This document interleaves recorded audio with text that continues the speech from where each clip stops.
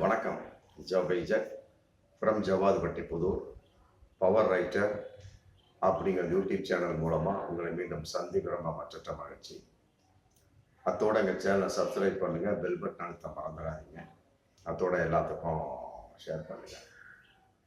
அதாவது ஈரோடு இடைத்தேர்தல் மூன்றாவதாக நடக்க போகிற தேர்தல் பிப்ரவரி 5ஆம் தேதி நடக்க போகுது. அதில் ஏகப்பட்ட கட்சிகள் போட்டி இடக்கூடிய ஒரு சூழல். அப்புறம் மற்றபடி எல்லாம் விளையிடுறாங்க. புறக்கணிப்பு. இன்னைக்கு திமுக களத்தில் ஸ்ட்ராங்காக நிற்குது, அவ்வளோதான். மற்றபடி எதிராக சீமான் கட்சி நிற்குது. அவங்க எதுலேயும் கூட்டணிக்கு வரமாட்டாங்க, தனித்து தான் நிற்பாங்க, தனித்து நிற்கிறாங்க. மற்றபடி திமுக கூட்டணி, அவ்வளோதான். அதிமுக புறக்கணிப்பு, மற்ற பாஜக புறக்கணிப்பு சொல்லிட்டு போயாச்சு. ஆமாம், ஒவ்வொருத்தவங்க ஒரு விதமாக தேர்தல் பிரச்சாரம் பண்ணுவாங்க. அப்போதான் மக்கள் ஓட்டு போடுவாங்க. சில கட்சிகள் பிரச்சாரம் பண்ண வேண்டிய அவசியம் இல்லை. அவர்கள் என்ன செய்தார்கள் என்பதை பார்த்து மக்களே ஓட்டு போட்டுருவாங்க. இந்த மாதிரி பலவிதமான ஒரு நிலைப்பாடு உண்டு மக்கள்கிட்ட. ஒரு அரசு ஒரு தேர்தல் வந்துட்டாங்க, அது மக்களுடைய வெளிப்பாடு. யாரும் ஒன்றும் பண்ண முடியாது. அவங்க என்ன பார்த்து குத்துறாங்களோ அதான். அதன் அடிப்படையில் ஈரோடு கிழக்கு தேர்தல் வர பிப்ரவரி 5ஆம் தேதி நடக்குது. அதுல தேர்தல் பிரச்சாரத்துல ஒரு 2-3 நாளைக்கு முன்னால சீமான் பேசுறாரு. நம்ம அந்த வீடியோ இன்னைக்கு மிகப்பெரிய ஒரு வைரலா போயிட்டு இருக்கு. இடையில பழனி பாபாவை காட்டுறாங்க. அவர் சம்பந்தப்பட்ட ஒரு மீட்டிங்கை, அவருடைய நினைவான ஒரு நாளில் நடத்த ஒரு மீட்டிங். மற்றபடி அதன் அடிப்படையில அவர்களுடைய விருப்பத்தின் அடிப்படையாக பழனி பாபாவை அந்த வீடியோவில் அப்பப்போ காட்டுறாங்க.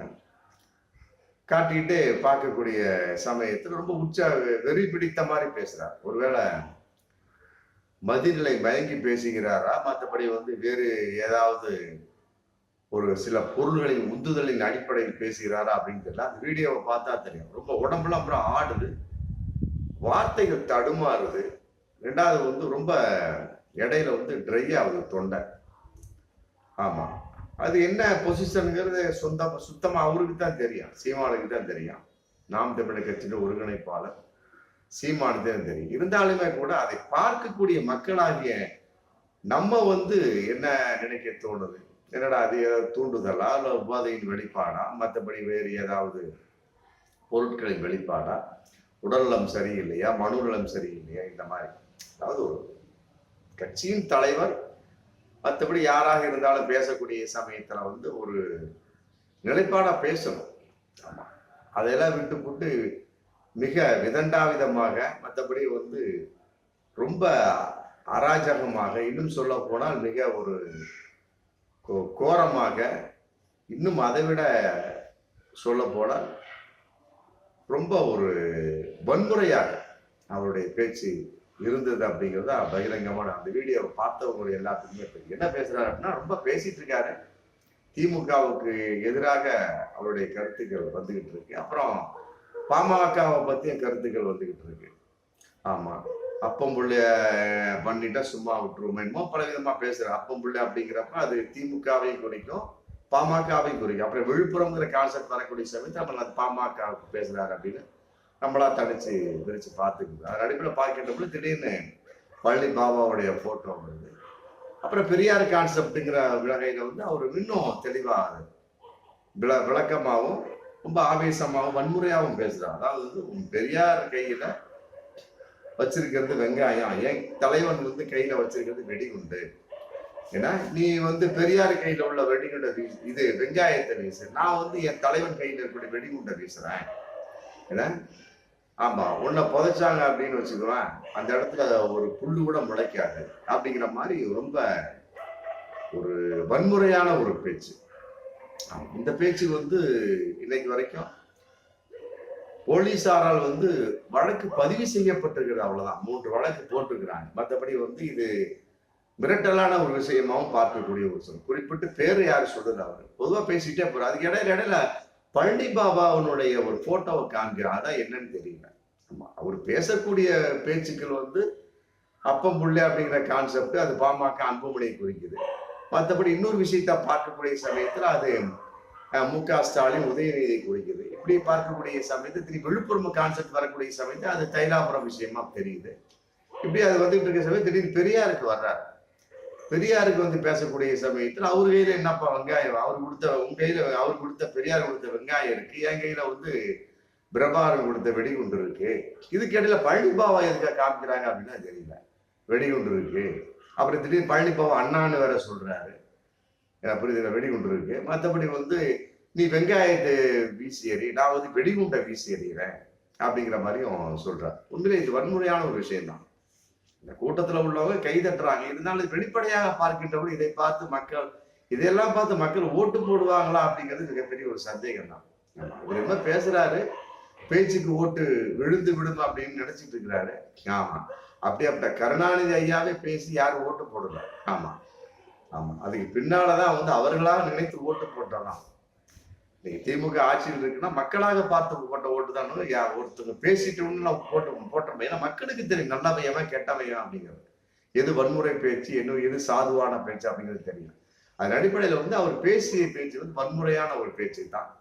3 பிரிவுகளுக்கு போலீசார் வந்து இன்னைக்கு வழக்கு தான் பதிவு செஞ்சிருக்காங்க, விசாரிக்கவும் கைது செய்யப்படவும் இல்லை. ஆமா, மற்றபடி வந்து இது புகார் மனு கொடுத்துருக்காங்க. அதாவது வந்து தேர்தல் நடத்தக்கூடிய அதிகாரிகிட்டே அலுவலகத்துக்கு புகார் மனு கொடுத்துருக்குறாங்க. இந்த மாதிரி வந்து மிரட்டலாக பேசுகின்றார் அப்படிங்கிற ஒரு கான்செப்ட் இன்னைக்கு போயிட்டு இருக்கு. ஆமா, அதாவது இதுக்கு முதல் நடந்த 2023 அதே ஈரோடு கிழக்கு இடைத்தேர்தலில் கூட ஒரு குறிப்பிட்ட பிரிவினர் வந்து ஒரு மோசமா வன்முறையா ஒரு தீண்டாமையா பேசினார். அதனால வந்து SC ST பிரிவின் கீழே வந்து அவர் மேல இன்னும் வழக்கு பதிவு செய்யப்படும். அந்த வழக்கு கூட இன்னைக்கு போயிட்டு இருக்கு. அதனால வந்து இது வந்து ஏன் வந்து தமிழக அரசு மௌனம் காக்கிறது அப்படிங்கிற கேள்வி இன்னைக்கு தமிழகத்தில் ஃபுல்லாவே எழுந்துருச்சு. ஆமா, இதெல்லாம் விட இன்னொரு விஷயம் கூத்து அப்படின்னா, அதே கட்சியில நாம் தமிழ் கட்சியினுடைய மாநில ஒருங்கிணைப்பாளர் ஜெகதீச பாண்டியன் வந்து மிக ஒரு வெளிப்படையா எல்லா உண்மையும் கக்கி விட்டார் அப்படிங்கிற மாதிரி ஒரு அறிக்கையை விட்டுருக்காரு. அதாவது ஜெகதீச பாண்டியன் அவர் வந்து கள்ளக்குறிச்சியில போட்டிக்கிட்டவர், கட்சியிலிருந்து நான் விலக போறேன்னு போட்டு இன்னைக்கு அறிக்கை வெளியிட்டிருக்காரு. ஆமா, அதுக்கு என்ன அவர் காரணம் சொல்றாரு அப்படின்னா, அதாவது வந்து இவர் சீமான் வந்து அடிக்கடி வந்து குருமூர்த்தியை வந்து சந்திக்கிறாரு, அது வந்து என்னால ஏற்றுக்கொள்ள முடியவில்லை. மற்றபடி பெரியாரையும் பிரபாகரனையும் வந்து எதிரெதிரா நிறுத்துறாரு, பெரியாரும் பிரபாகரன் எதிரி மாதிரி நிறுத்துறாரு, அது ஏற்றுக்கொள்ள என்னால் முடியவில்லை. அப்புறம் வந்து தமிழ் வளரக்கூடாது என்பது உறுதியா இருக்கக்கூடிய சங் பரிவாரோட ரொம்ப துணை போயிட்டு இருக்காரு யாரு, சீமான். அதன் அடிப்படையில் அந்த கட்சியினுடைய ஒரு சாரரா இருக்கக்கூடிய RSS ஒரு அனுதாபம் இருக்கக்கூடிய பொதுச் செயலாளராக போட்டிருக்காரு, அதுவும் என்னால ஏற்றுக்கொள்ள முடியவில்லை. அப்புறம் வந்து வெளிநாட்டுல இருந்து நிறைய பணம் வருது சொல்றாரு ஜெகதீச பாண்டியன். ஆமா, மாநில ஒருங்கிணைப்பாளர் நாம் தமிழர் கட்சியில இருக்கக்கூடிய ஜெகதீச பாண்டியன் வந்து சொல்றாரு, அதாவது வரும் வெளிநாட்டு பணத்தை எல்லாம் வந்து சீமான் வந்து ஊதாரி செலமாக செய்யறாரு, ரெண்டாவது கட்சி பணத்தை வந்து வட்டிக்கு விடுறாரு அப்படின்னு கூட சொல்லிருக்காரு. அதான் ஒண்ணுமே புரியல. ஃபைனான்ஸ் கொண்டு வர போடுது சீமான், கட்சிக்கு வருது இல்லையா. ஆமா, தமிழீழம் கான்செப்ட் மற்ற ஏதாவது வகையில சேர்த்துக்கிட்டு இருக்கிறாங்க. அதுக்கு இன்னைக்கு எதிர்ப்பு வந்தாச்சு, பிரபாகரனோடு எடுத்த படத்துக்கு எதிர்ப்பு வந்தாச்சு. அப்புறம் கையில துப்பாக்கி வச்சிருக்காரு பாருங்க, அதெல்லாம் வந்து போலித்தனமானது, அதெல்லாம் ஷூட்டிங் ஸ்பாட்ல எடுத்தது அப்படிங்கிற மாதிரி வந்தாச்சு. ரெண்டாவது தமிழில அவங்க விடுதலை புலிகள் அந்த அமைப்புல இருந்து ஒரு அறிக்கை விட்டாங்க. ஆமா, சீமான் செய்யறதெல்லாம் வந்து நம்பாதீங்க அப்படின்னு அறிக்கை விட்டாங்க. மற்றபடி வந்து விடுதலை புலிகள்ங்கிற கான்செப்ட்ல யார் வசூல் பண்ணாலும் யாரு காசு தராதிங்க அப்படின்னு சொல்லிட்டாங்க. அதன் அடிப்படையில் வந்து கட்சியினுடைய பணம், கட்சிக்கு வந்து நிறைய பணம் வந்து வெளிநாட்டுல இருந்து. ஆமா, அதன் அடிப்படையில் இவரே சொல்றாரு கட்சி பணத்தை வந்து வட்டிக்கு விடுறாரு சீமானு, புதுசா காரு அப்பப்போ புதுசா கார் வாங்குறாரு, மற்றபடி சூதாட்டத்தில் ஈடுபடுறது. ஆமா, சீமான் வந்து அடிக்கடி சூதாட்டத்தில் ஈடுபடுவாராம், அதை சொல்றார் இந்த ஜெகதீச பாண்டியன். ஆமா, இப்படிலாம் இருக்கக்கூடிய சமயத்தை எனக்கு என்னோட அவர் வந்து கொள்கை அளவுல முரண்படுறாரு. அதனால வந்து இந்த மாதிரி வந்து வலதுசாரியினுடைய வழிகாட்டில் இருக்கக்கூடிய இந்த நாம் தமிழ் கட்சி நான் தொடர்ந்து நீடிக்க விரும்பவில்லை, ரெண்டாவது சங்கியாகவும் என்னால் செயல்பட முடியாது அப்படின்ட்டார். ஆகவே இதன் அடிப்படையில நான் உயிருக்கு உயிரா நேசித்து இந்த கட்சியை விட்டு விலகுகின்றேன் அண்ணா அப்படின்னு கூட இன்னைக்கு அறிக்கை விட்டு கட்சியை விட்டு விலகிட்டாரு. ஆனால் இதை சீமான் ஏற்றுக்கொண்டாரா அப்படிங்கிறது மிகப்பெரிய ஒரு கேள்வி. இதான் அவர் சொல்லக்கூடிய ஒரு விஷயம் இதுல போயிட்டு இருக்கு. இதையெல்லாம் விட அதிமுக ஒருங்கிணைப்பு குழுவின் அந்த இதுல செஞ்சுட்டு இருக்கிற புகழேந்தி இன்னைக்கு மிகப்பெரிய ஒரு மனுவை கொடுத்துருக்காங்க, தேர்தல் ஆணையத்திலேயே கொடுத்துருக்காங்க. அதாவது நாம் தமிழர் கட்சி தடை செய்யுங்க, அங்கீகாரத்தை ரத்து பண்ணுங்க. ஏன்னா சமீப காலமா என்ன சொல்றாரு புகழேந்தி, சமீப காலமா அந்த கட்சியில ஏகப்பட்ட சர்ச்சைக்குரிய விவாதமா சீமான் பேசிட்டு இருக்காரு. பெரியார் சம்பந்தப்பட்ட வகையில மற்ற ஏகப்பட்டது. இஸ்லாமியர்களோட சொன்னார், இஸ்லாமிய கிறிஸ்தவனை சாத்தானின் பிள்ளைகள் அப்படின்னாரு. அப்படி இடையில ஏகப்பட்ட பிரச்சனைகள் பண்ணிக்கிட்டு அவர் பேசிட்டு இருக்கிறாரு.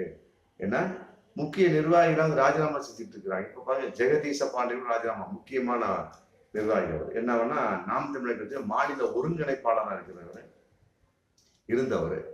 இருக்கிறவரை சீமான் தான் சொல்லணும். மற்றபடி கள்ளக்குறிச்சியில போட்டிட்டு தோல்வி விட்டுறார். ஆமா, அந்த மாதிரி இருக்கக்கூடிய நிறைய பேர், சேலத்தோட ஏகப்பட்ட பேர் விலகிட்டாங்க. குண்டு குண்டா டெய்லியும் விலகிட்டு இருக்கிறாங்க. அந்த மாதிரி விலகிட்டு இருக்கிறாங்க.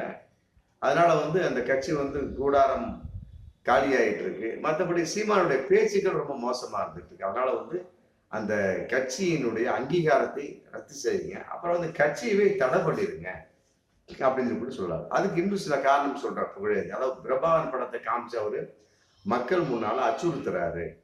ரெண்டாவது பெரியார் கொடுத்து தேவையற்ற வாதங்கள் பண்றாரு. மற்றபடி இவருடைய பேச்சுக்கள் எல்லாமே வகுப்புவாதங்களை தூண்டிவிடக்கூடியதா இருக்கு, சாதி மத மோதல்களை தூண்டிவிடக்கூடியதா இருக்கு. அதுல இருக்கக்கூடிய சாட்டை துரைமுருகன் அப்படிங்கிறது கூட அப்படித்தான் பேசுறாரு. ஏன்னா அதனால இந்திய தேர்தல் ஆணையம் தமிழகத்திற்குடைய நாம் தமிழர் கட்சி தடை விதிக்க விட அதனுடைய அங்கீகாரத்தையும் ரத்து செய்ய வேண்டும். இன்னைக்கு ஒரு தேர்தல் ஆணையத்துல புகார் மனு கொடுத்திருக்கிறார். இந்த மாதிரிலாம் ஏகப்பட்ட எதிர்ப்புகள் நாம் தமிழர் கட்சிக்கு போயிட்டு இருக்கு. மற்றபடி அவருடைய பேச்சுக்களும் அப்படித்தானே இருக்குது. அதுக்கு தந்த வீடியோ ஆதாரம் நிறைய இருக்கு. அப்படி பார்க்கக்கூடிய சமயத்துல இருக்கக்கூடிய தொண்டர்கள் தான் சிந்திக்கணும். ஆமா, சீமான் சிந்திக்க மாட்டார், அது துண்டா தெரிஞ்சு போச்சு. சாட்டை துறைமுகம் சிந்திக்க மாட்டார், அவர்களுக்கு உண்டான பணம் அவர் வந்துட்டு தான் இருக்கு. அதே சொல்றாரு ஜெகதீச பாண்டி சொல்றாரு, சீமான் பணத்தை ஃபைனான்ஸ் பண்றாராம், வட்டிக்கு விடுறாராம், அப்புறம் சூதாட்டத்தில் ஈடுபடுவார் போல இருக்கு, புதுசா கார் வாங்கிட்டு இருப்பார் போல இருக்கு. இப்படி இருக்கக்கூடிய சமயத்தில் அப்புறம் தொண்டர்கள் நிலைப்பாடு என்ன அப்படிங்கிறது மிகப்பெரிய ஒரு கேள்வி அன்னைக்கு போயிடுச்சு. அதனால விரைவில் ஆமா, இது சம்பந்தப்பட்ட எந்த அளவுக்கு இதெல்லாம் உண்மைங்கிறது வெளிப்படையா பல வீடியோக்கள் தெரியும். ஆனா இதுக்கு என்ன தேர்தல் ஆணையம் என்ன நடவடிக்கை எடுக்க போகுது, தமிழக அரசு என்ன நடவடிக்கை எடுக்க போகிறது, தமிழக போலீசார் என்ன நடவடிக்கை எடுக்க போகிறாள் என்பது ரொம்ப தூரமா தெரியுது. அதனால டக்குன்னு முடிவெடுத்து அடுத்த ஸ்டெப்புக்கு போகும். இதெல்லாம் விட மு.க. ஸ்டாலின் ஒரு பேட்டியில இதுல ஒரு அறிவாலயத்துல பேசிட்டார். அந்த வீடியோ இன்னைக்கு வைரலா போயிட்டு இருக்கு. அதாவது நாம் தமிழர் கட்சி மற்ற சோர்ஸ் இருக்கக்கூடிய அனைத்து கட்சியிலும் வந்தவங்களோட திமுக சேர்ந்தவங்களுக்கு முன்னால வச்சு பேசுறாரு. என்ன பேசுறாருன்னா, சீமான அவங்க வாடா போடானே பேசுறாரு. ஆமா, ஒருத்தர் சொன்ன முன்ன ஆயிருமா அவங்க கிடக்கிறான் அப்படிங்கிற மாதிரிலாம் பேசுறாரு. அந்த அளவுக்கு ஒரு மிகப்பெரிய ஒரு வார்த்தை உபயோகப்படுத்தக்கூடிய அளவுக்கு சீமானுடைய செயல்பாடுகள் இருக்கு. அதனால விட்டுருங்க, அதை கண்டுக்காதீங்க. மற்றபடி அந்த மாதிரி அவன்லாம் பேசுறதான் இங்க கட்சி வளர்ந்துகிட்டே இருக்கு. உங்களை மாதிரி ஆட்கள் இங்க வெளியே வந்துகிட்டு இருக்கு. அதனால பேசிட்டோம், விட்டுருங்க அப்படிங்கிறார் மு.க. ஸ்டாலின். ஆளுநரை கூட நாங்க சொல்றோம், ஆளுநரை தூக்காதீங்க, அவர் பேச பேச பேச பேச நாங்க யாருங்கிறது தெரியும், திமுக வளர்ந்துகிட்டே இருக்கு. அதனால ஆர்.என். ரவியையும் கவர்னர் பதவியிலிருந்து தூக்கிறாதீங்க, சீமானையும் விட்டுருங்க, அப்படியே விட்டுருங்க, கைது பண்ணாதீங்க, அப்படியே விட்டுருங்க, மக்கள் பார்த்து தண்டிச்சிருவாங்க. ஆளுநரா பார்த்து அவரா இந்த தமிழகத்துக்கு ஓடி போயிடுவார். யாரும் விளக்காதீங்க அவரை, தமிழக மத்திய அரசு அவரை தூக்காதீங்க அப்படிங்கிற மாதிரி சொல்றதை பாக்குறப்ப உண்மையிலே ரொம்ப வித்தியாசமா தான் இருக்கு. அதனால சீமான் கூடிய விரைவில் கைது செய்யப்படுவாரா அப்படிங்கிற சந்தேகமா இருந்தாலும் மக்கள் தான் தண்டிக்கணும் அப்படிங்கிறது என்னுடைய எதிர்பார்ப்பு கூட. பார்ப்போம் மீண்டும் அடுத்த வீடியோ. நன்றி.